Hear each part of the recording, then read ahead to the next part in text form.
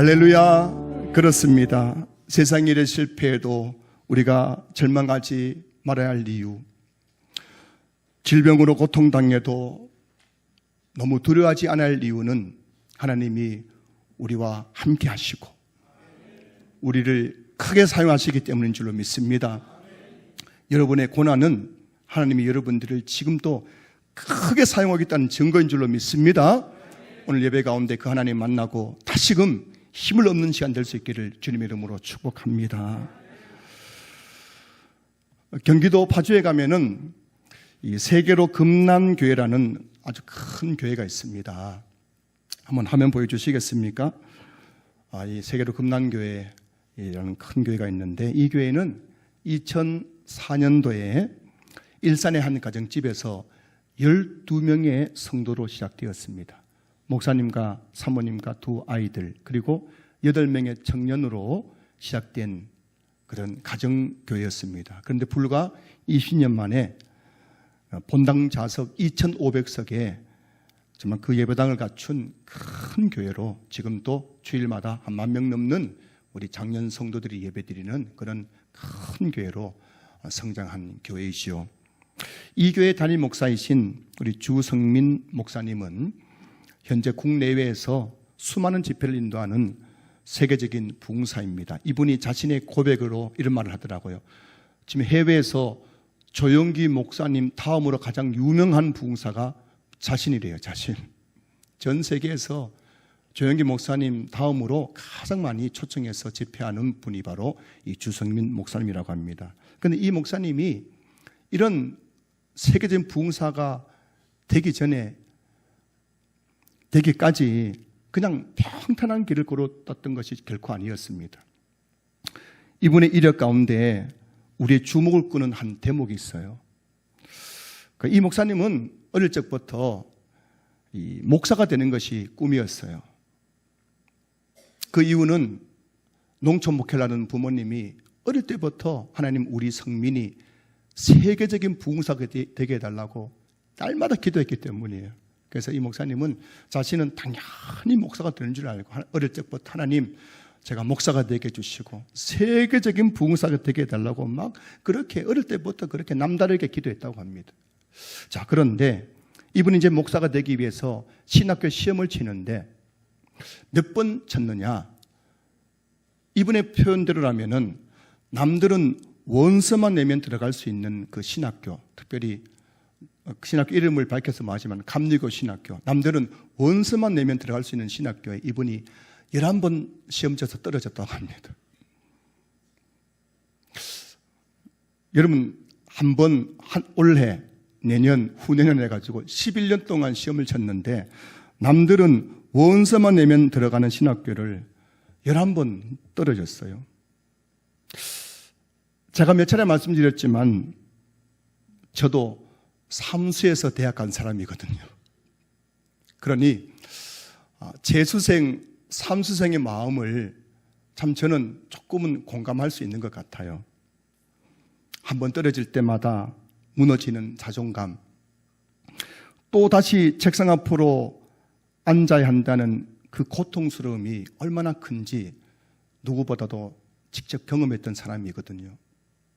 그런데 이분은 재수도 삼수도 아니에요. 몇 번 쳤다고요? 11번. 자, 여러분의 자녀가 재수, 삼수, 사수, 오수 이렇게 계속 시험 치면 여러분들 어떻게 하겠습니까? 정답 때려치워라 이렇게 이야기하는 것이 아마 정상적인 반응일 겁니다. 아니, 옆에 있는 누군가가 때려치워라 하기 전에 아마 본인 스스로 때려치울 가능성이 굉장히 많겠죠. 그런데 이분은 11번 신학교에 떨어졌는데 그분의 이 고백이 이런 거예요. 나는 남들이 원서만 내면 들어가는 신학교에 11번 떨어졌지만은 단 한 번도 하나님을 원망하지 않았습니다. 신학교에 떨어지면 떨어질수록 신학교에 가고 싶은 그 열망이 더 간절해졌다는 겁니다.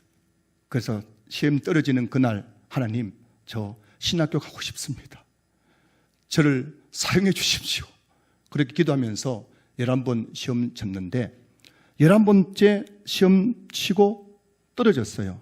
그래서 12번째 또 신학교 시험 공부를 하려고 하는데 갑자기 신학교에서 연락이 왔다고 합니다. 어떤 내용이냐? 합격한 학생 중에 한 명이 등록하지 않아가지고 후보였던 이 주성민 목사님이 후보 합격자가 된 거예요. 그래서 이분이 이제 신학교에 들어갔고, 그래서 그렇게 어렵게 신학교 들어갔는데, 여러분 이번에 삶의 반전, 그렇게 어렵게 신학교 들어갔지만 그때부터 그동안 쌓아놨던 기도의 내공으로 말미암아 이분이 전사 시절부터 그 놀라운 그 하나님의 역사를 체험하게 되는 겁니다. 그래서 개척했는데 12명이 개척했는데 일산이라는 도시에 제가 3년 7개월 동안 사역했거든요. 2004년도는 노방전도가 안 되는 시대입니다. 그런데도 이번에 교회가 12명이 시작했는데 그 해에 850명이 등록했대요. 재정 후원을 받아야 될 그 교회가 그의 결산이 5억이 넘었다고 합니다. 첫 해에 엄청난 폭발적인 부흥을 해가지고 개척하고 나서 지금까지 매주일마다 새 가족들이 70명, 80명, 150명 매주일마다 등록해가지고요. 이런 놀라운 부흥을 경험하는 목사님이 되었어요.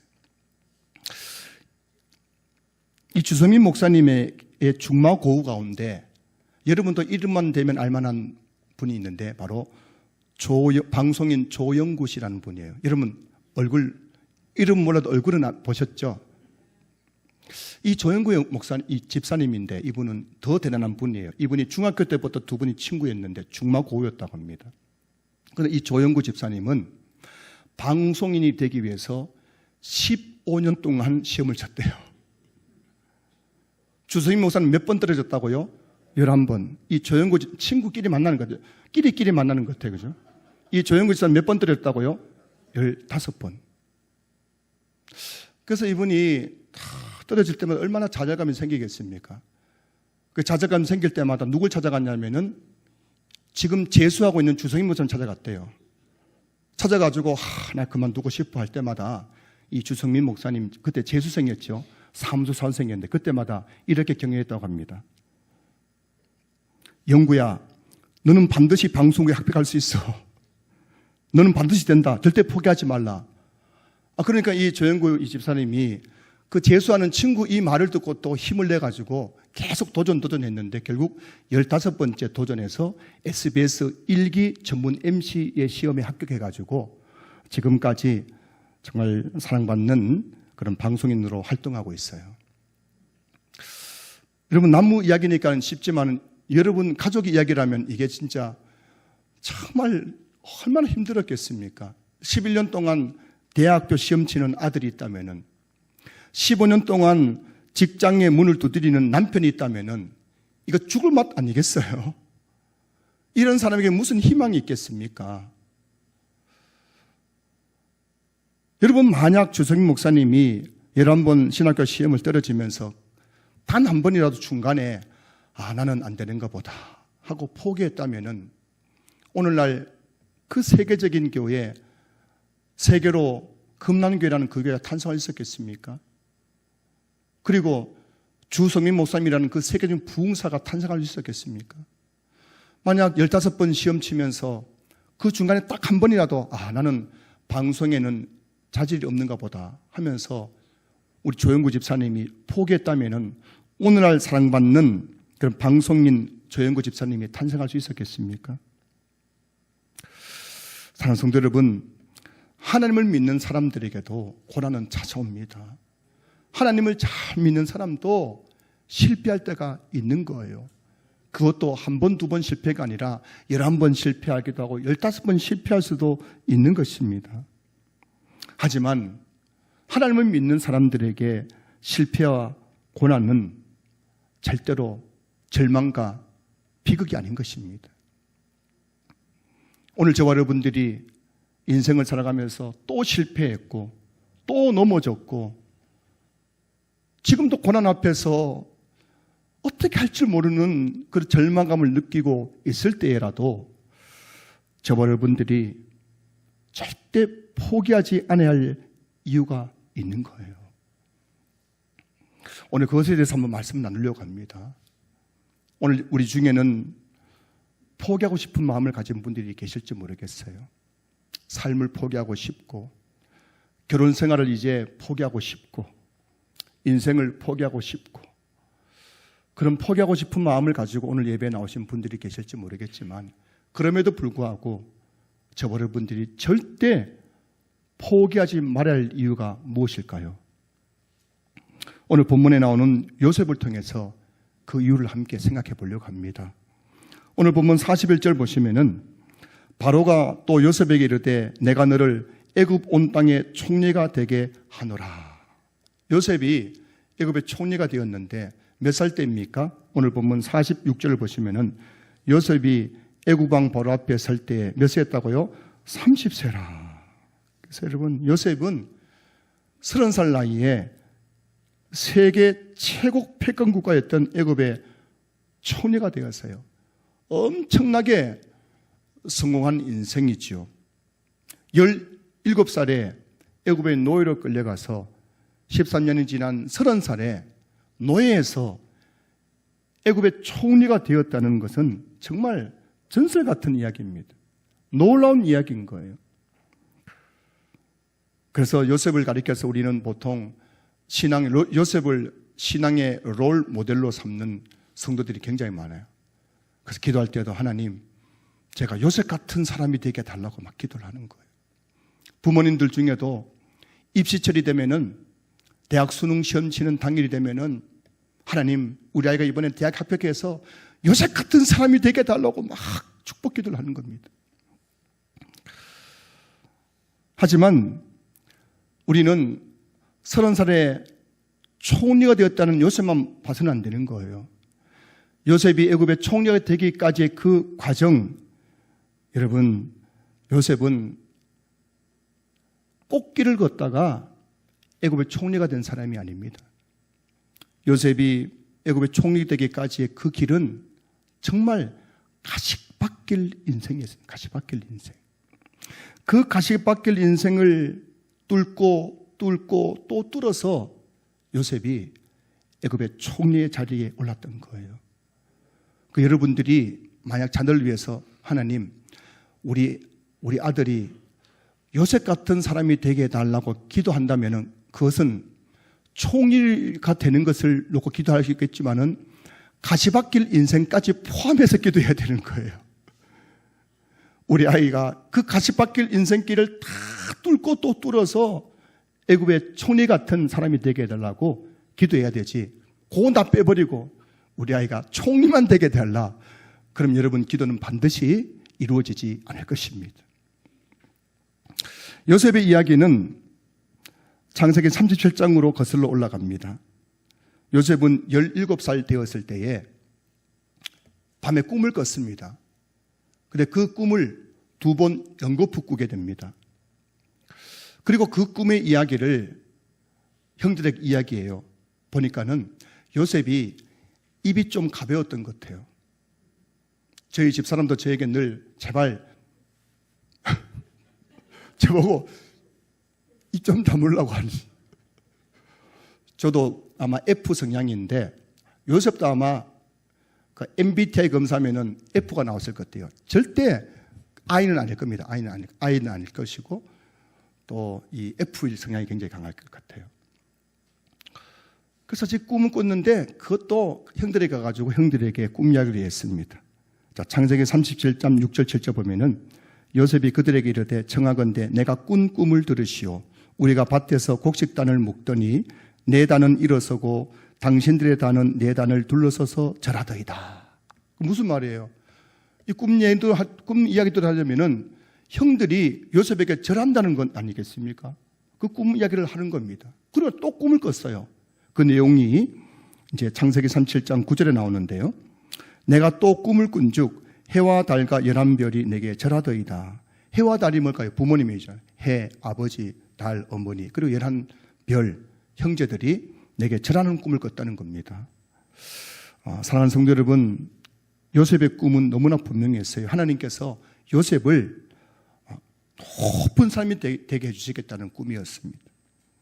그리고 언젠가 형들과 부모님들이 그 앞에서 절을 하게 될 것이라는 그런 꿈을 꾸었습니다.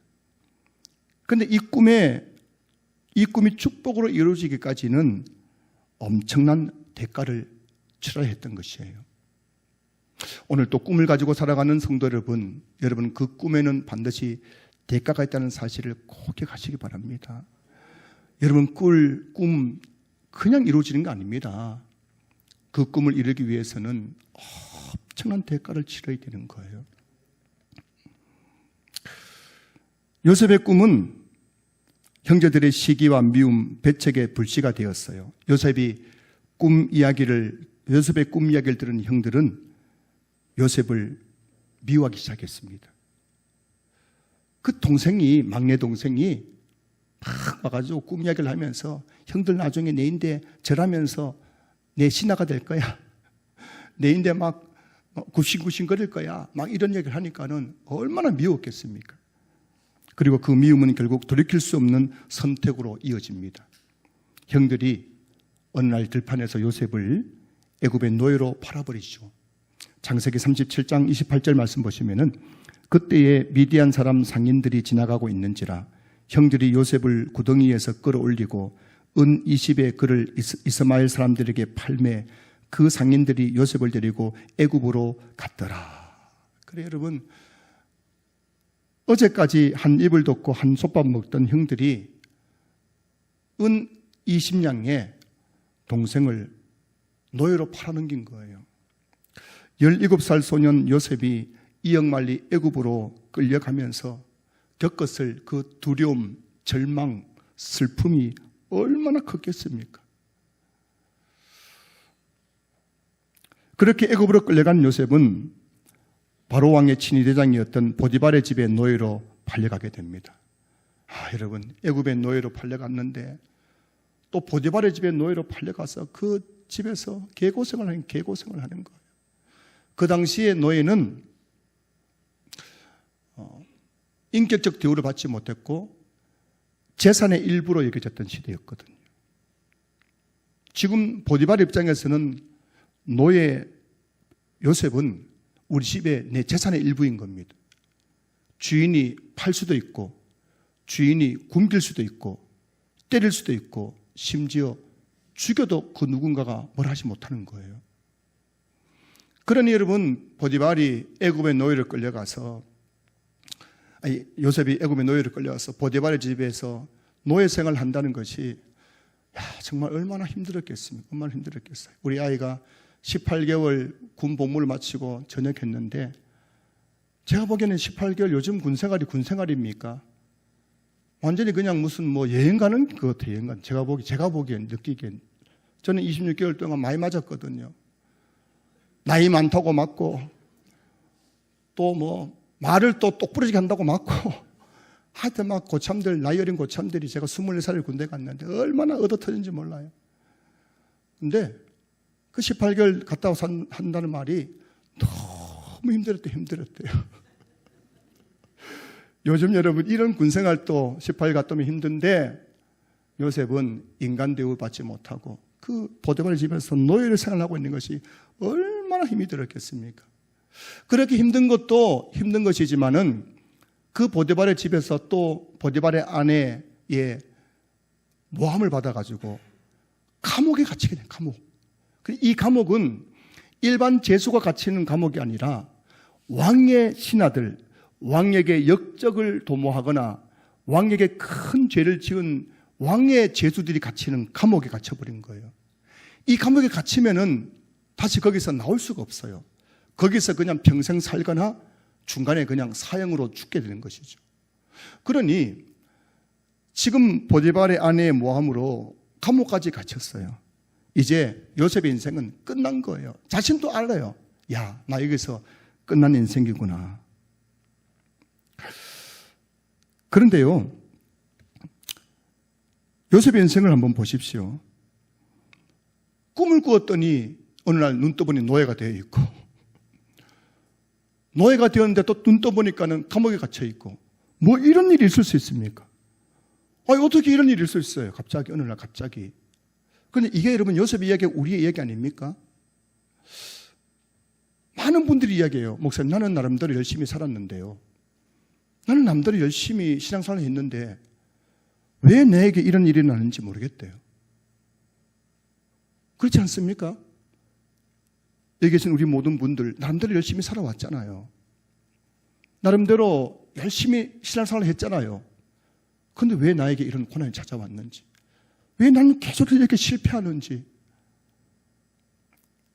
그게 여러분 우리의 인생인 것입니다. 그래서 포기하고 싶을 때가 한두 번이 아닙니다. 제가 실제로 신방을 갔는데요. 어떤 대기업에 다니는 어느 집사님이 자기 양복 주머니에서 뭐 하나 꺼냈어요. 딱 보니까 목사 이게 뭔지 아십니까? 이게 뭔지 아십니까? 뭡니까? 했더니만 사직서입니다. 사직서. 이분이 진짜로 이 사직서를 이렇게 주머니에 놓고 다니면서 하루에도 12번씩 꺼낼까 말까 꺼내고 싶을 때에도 자식들이 눈에 아른거려가지고 아내가 눈에 아른거려가지고 또 집어넣고 그렇게 회사를 때려치우고 싶은 마음이 한두 번 아닌데도 불구하고 꾹 참고 여기까지 왔다고 말하는 분들, 많은 성도님이 계시더라고. 아마 여러분들이 이야기 아닌가 싶어요. 하루에도 10번 삶을 포기하고 싶고 어디가 도망가고 싶고 지긋지긋한 결혼생활 종지부를 짓고 싶고 모든 것을 포기하고 싶은 마음이 들 때가 한두 번이겠습니까? 저 또한 그렇습니다. 제가 신학교에 들어가서 여기까지 오기까지 목회를 그만두고 싶은 마음들이 한두 번이었겠습니까? 분명 하나님의 부름을 받았지만 목회 현장은 그렇게 넉넉하지가 않았죠. 중간에 정말 아니구나, 이제 여기서 끝내야겠구나 싶은 마음 들 때가 한두 번이 아니었습니다. 지금 우리 중에도 누군가는 아마 삶을 포기하고 싶고 인생을 포기하고 싶은 마음을 가지고 이 자리에 앉아 계신 분도 계실 것입니다. 그런데요, 요셉은 이런 절망적인 상황 속에서도 그 왕의 신하들이, 왕의 제술이 갇히는 그 감옥에서 이제는 죽음밖에 없는 그 상황 속에서도 요셉은 포기하지 않았습니다. 그곳에서 내 인생이 이제 끝났구나, 나는 여기서 죽는구나 하면서 그 삶을 내려놓지 않았다는 것입니다. 사랑하는 성도 여러분, 요셉이 모든 것이 끝난 것 같은 그 상황 속에서도 그의 삶을 포기하지 않았던 이유는 무엇일까요? 그리고 저와 여러분들이 인생을 살아가면서 어떤 절망 앞에서도 포기하지 말아야 될 이유가 무엇일까요? 요셉의 이야기 가운데 간통하는 한 문장이 있어요. 창세기 37장부터 50장까지 요셉의 이야기가 계속되는데 요셉의 이야기 가운데 간통하는 한 문장, 그것은 바로 하나님이 요셉과 함께 하심으로라는 문장인 거예요. 자, 보실까요? 창세기 39장 2절, 여호와께서 요셉과 함께 하심으로, 또 3절, 창세기 39장 3절, 그의 주인이 여호와께서 그와 함께 하심을 보며 되어 있죠. 창세기 39장 21절, 여호와께서 요셉과 함께 하시고 라고 되어 있고, 창세기 39장 23절, 이는 여호와께서 요셉과 함께 하심이라 되어 있어요. 보시면 요셉이 보디발의 집에 노예로 팔려갔을 때에도 하나님이 요셉과 함께 하셨다는 겁니다. 요셉이 억울하게 감옥에 갇혀 있을 때에도 하나님이 요셉과 함께 하셨다는 거예요. 그리고 오늘 본문 보실까요? 자, 오늘 본문 창세기 41장 38절 39절, 바로가 그의 신하들에게 이르되 이와 같이 하나님의 영에 감동된 사람을 우리가 어찌 찾을 수 있으리요 하고, 요셉에게 이르되 하나님이 이 모든 것을 내게 보이셨으니 너와 같이 명철하고 지혜 있는 자가 없도다. 오늘 본문 바로왕의 앞에 있을 때에도 하나님이 그와 함께 하셨습니다. 하나님의 영이 그를 감동시켰고 하나님이 그에게 모든 것을 보여주셨던 것입니다. 그리고 요셉 이야기에 마지막 결론 부분인 창세기 50장 20절에서 요셉이 이렇게 고백합니다. 창세기 50장 19절 20절 말씀. 요셉이 그들에게 이르되 두려워하지 마소서, 내가 하나님을 대신하리이까. 당신들은 나를 헤아려 하였으나 하나님은 그것을 손으로 바꾸사 오늘과 같이 많은 백성의 생명을 구원하게 하시려 하셨나니. 여러분, 요셉의 이야기의 마지막인 창세기 50장에서도 요셉의 삶에는 하나님이 함께 계셨습니다. 요셉의 이야기에 계속 나오는 한 문장은 하나님이 요셉과 함께 하셨다는 문장인 거예요. 요셉이 어디에 있든지 애굽의 노예로 팔려가는 그 사막길 가운데도, 보디발의 집에서 노예 생활할 때에도, 감옥에 갇혀 있을 때에도, 그리고 바로왕 앞에서 그 꿈을 해석할 때에도, 그리고 애굽의 총리가 되었을 때에도 하나님은 늘 요셉과 함께 하셨습니다. 그리고 요셉에게 어떤 일이 일어나든지 하나님은 요셉을 꽉 붙잡고 계셨던 거예요. 여러분, 오늘 이 예배 가운데 하나님의 그 거룩한 손이 여러분을 붙잡고 계신 것을 보는 은혜가 있기를 소망합니다. 저는 새벽 기도 시간에 기도할 때, 매일은 아니지만은 제가 너무너무 힘든 일을 놓고 기도할 때 하나님께서 제 뒷덜미를 꽉 붙잡고 계신 영적 체험을 하게 되는 겁니다. 제 뒷덜미를 붙잡고 걱정하지 마라, 내가 널 이렇게 붙잡고 있다고 김제에게 말씀하실 때가 한두 번이 아니에요. 요셉이 절망적인 상황 속에서도, 이제 왕의 제수가 갇혀있는 감옥에서 죽음밖에 없는 그 상황 속에서도 포기하지 않았던 이유는 하나님이 나와 함께 하심을 믿었기 때문입니다. 하나님이 나를 붙잡고 계심을 믿었기 때문입니다. 하나님이 나와 함께 계시고 나를 붙잡고 계신 것이 믿어지니까요, 절망할 수밖에 없는 상황, 포기할 수밖에 없는 상황 속에서도 요셉은 포기하지 않았던 것입니다. 결국 요셉은 어떻게 됩니까? 어느 날 요셉은 그 왕의 제수가 갇힌 그 감옥 안에서 애굽 바로왕의 술 맡은 관원장을 만나게 됩니다. 이 사람이 원래는 누명을 쓰고 이 감옥에 갇혔던 거예요. 그리고 어느 날 요셉이 그의 꿈을 해석해 주게 됩니다. 그 꿈 내용은 이 술 맡은 관원장이 누명을 벗고 다시 복직하게 된다는 꿈의 내용이었어요. 그 꿈대로 이 술 맡은 관원장이 다시 복직을 하게 됩니다. 있을 수 없는 일이었는데 하여튼 그가 다시 복직을 하게 되죠. 그리고 그는 바로왕 앞에서 술 맡은 관원장으로서 역할을 감당하다가 어느 날 그 술 맡은 관원장의 청거를 받고 요셉이 바로왕 앞에 서게 됩니다. 그리고 그 애굽에 있는 수많은 술사들이 해석하지 못하는 바로왕의 꿈을 해석해 주게 되는 것이죠. 그 꿈을 해석해 준 다음에 오늘 본문 내용이 뭘까요? 바로 바로왕이 요셉을 애굽의 총리로 세웠습니다. 30살이라는 그 정말 어떻게 보면은 어린아이 같은 그를 애굽의 총리로 세운 내용이 오늘 본문에 나오는 내용인 것입니다.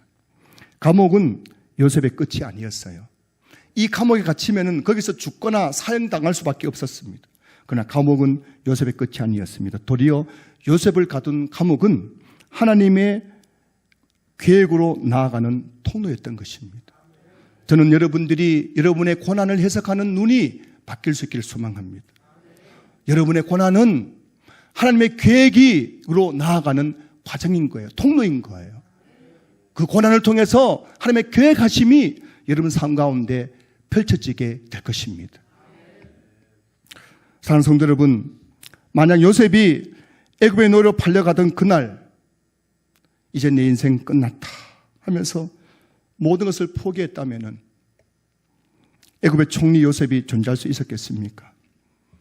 만약 요셉이 보디발의 아내의 모함을 받고 억울하게 감옥에 갇혔을 때 하나님이 나를 버리셨구나, 나 여기서 죽는구나 하면서 모든 것을 포기해버렸다면 하나님의 그 구원 계획이 어떻게 성취될 수 있었겠습니까? 여러분, 요셉도 우리와 똑같은 성정을 가진 사람입니다. 요셉도 입이 가벼워가지고요, 막 꿈 이야기를 자랑하고, 우리가 똑같은 사람이에요. 그도 순간순간에 포기하고 싶은 마음이 얼마나 간절했겠습니까?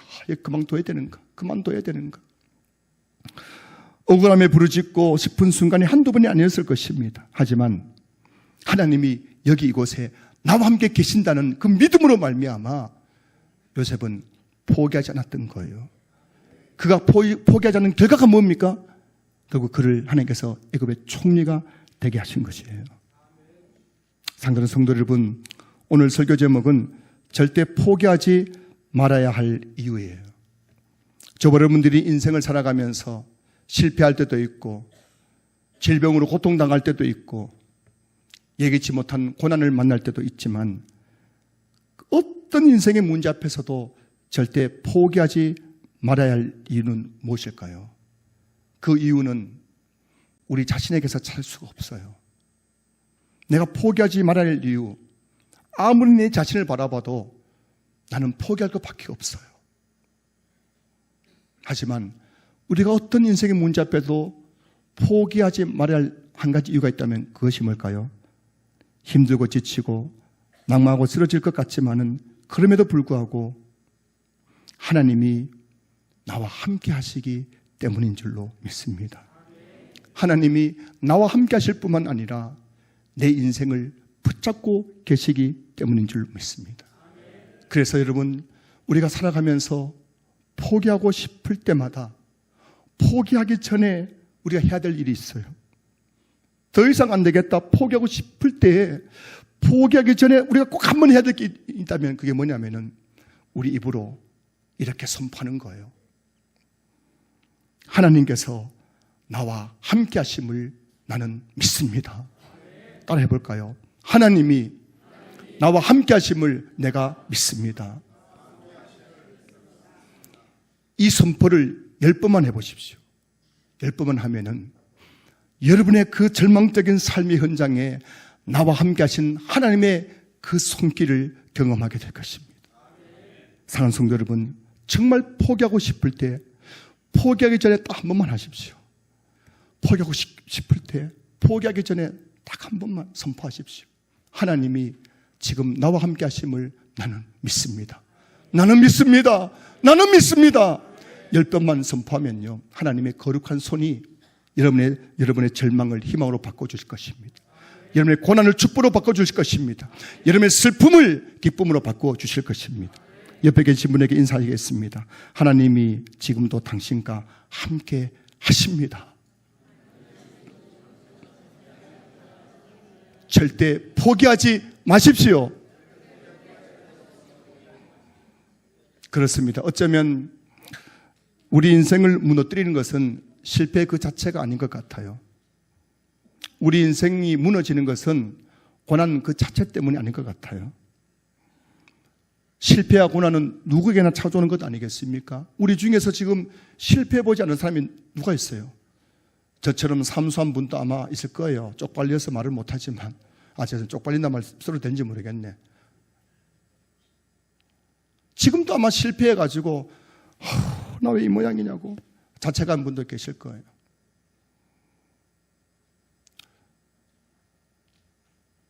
또 결혼에 대한 회의감을 느끼고 결혼 생활에 종집을 짓고 싶은 분들도 아마 우리 가운데 분명 있을 것입니다. 지금도 그 실패와 고난의 자리에서 눈물 흘리고 계신 분이 있을 거예요. 근데 여러분, 그 실패, 그 고난 때문에 여러분 인생 무너지는 것 아닙니다. 그 고난과 문제 앞에서 어떻게 반응하냐가 더 중요한 거예요. 위대한 신앙의 인물들, 성경에 나오는 위대한 신앙의 인물이든 오늘 이 시대에 있는 신앙의 위대한 인물이든 그들은 한 번도 실패하지 않았던 사람들이 아니라 실패 자리에서 우리와 반응이 달랐던 사람들이에요. 그 실패의 자리, 고난의 자리에서 하나님이 나와 함께 하심을 믿고 포기하지 않았던 사람들이란 것입니다. 사랑하는 성도 여러분, 지금 여러분의 인생이 감옥처럼 느껴지십니까? 여러분의 인생이 끝이 보이지 않는 절망 속에 갇혀 있습니까? 어떤 절망이 찾아와도, 어떤 슬픔이 밀려와도, 어떤 실패를 만나더라도 하나님이 나와 함께 하심을 믿을 수 있기를 주님의 이름으로 축복합니다. 하나님께서 반드시 여러분의 절망을 희망으로 바꿔주실 것입니다. 여러분의 실패를 성공으로 바꿔주실 것입니다. 여러분의 눈물을 기쁨으로 바꿔주실 것입니다. 여러분의 고난을 축복으로 바꿔주실 줄로 믿습니다. 하나님은 오늘 또 요셉처럼 포기하지 않는 한 사람을 통해서 하나님의 역사를 써내려가고 계신 거예요. 여러분, 하나님은 요셉처럼 어떤 절망 속에서도 포기하지 않는 그 사람과 함께 하시고 그를 붙들어서 하나님 역사를 써내려가고 계신 겁니다. 11수에서 11수. 대학원도 아니고 서울대도 아니고 남들은 원서만 내면 들어간다는 감리교 신학교 나온 분들 죄송합니다. 감리교 신학교 11번 떨어졌습니다.